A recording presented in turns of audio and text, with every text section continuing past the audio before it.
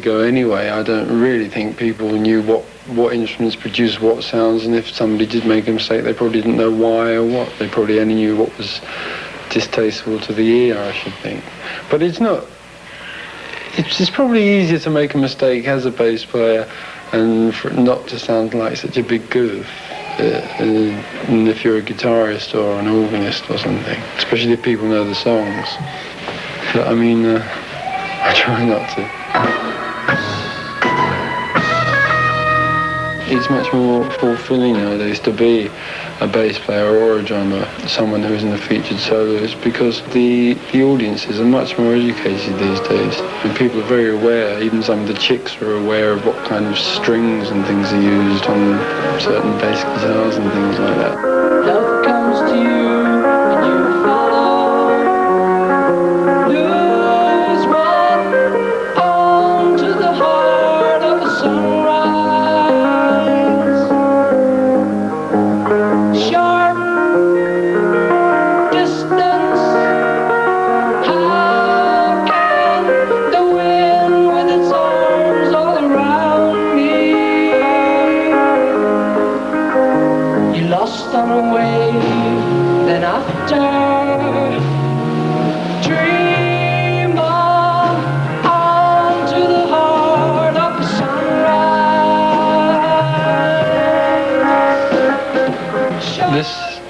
This album we've just done, although it's got more complex sounds on it, different instruments, we have musicians in the band, especially Rick, who's capable of doing it. He's capable of playing a grand piano for 3 bars, a mellotron for 2 bars, and the Moog for the next one, absolutely spot on and perfectly.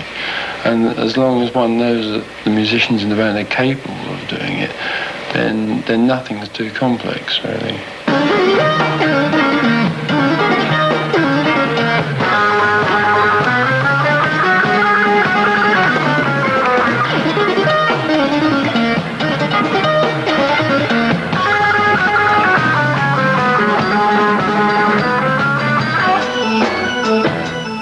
I only left Strawbs a couple of months ago. It hasn't really given me a great deal of time to stick my foot in. I did have the problem on the first couple of gigs where I'm merrily sitting at the piano going, I'm thinking I should be on Moog now, and you move round to Moog and you're playing one Moog, you think, well, I should be on organ now, and you find you're on totally the wrong instruments. And there's one bit where there's a break where I have to come in and finish one bit.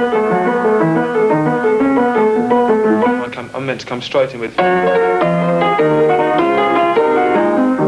And I hadn't got a clue where we were. Something about the first gig, I think, and we finished. Sort of dead silence, you know.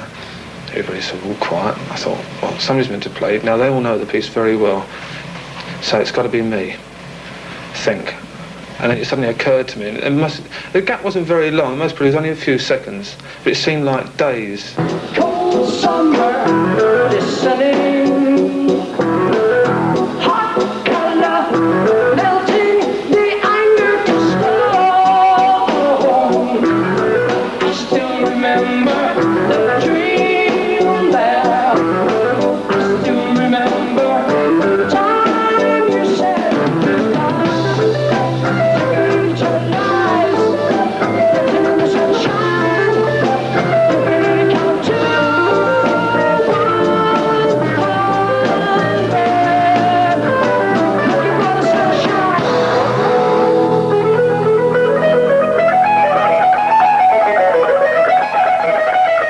Finding out that the guitar was competent at every vein in music. And the most difficult one you come up against, of course, is classical guitar. It was a theme from a flute concerto or something. I couldn't really play it, but it was the melody that went...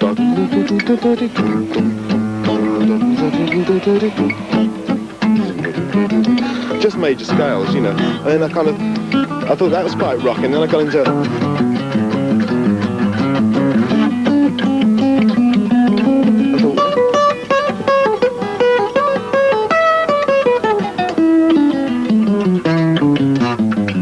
added little bits like kind of that only work on guitar. You couldn't possibly do them on flute, which was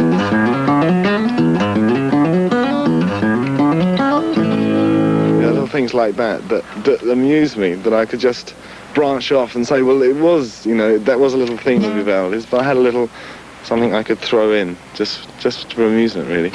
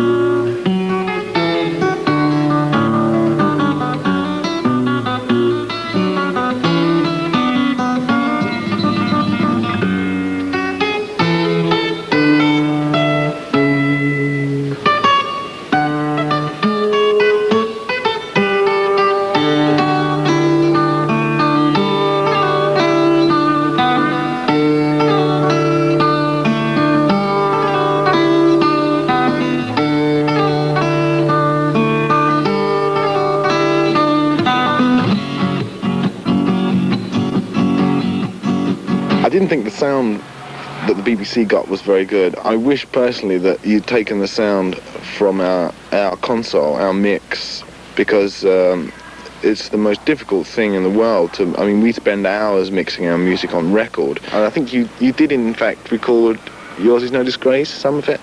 Well, that's nice, because that for us is a group number that that's associated very much with the group, and we feel very at home playing it. It's easy for us to play, and I think if you got that one, that most probably would be the most representative thing.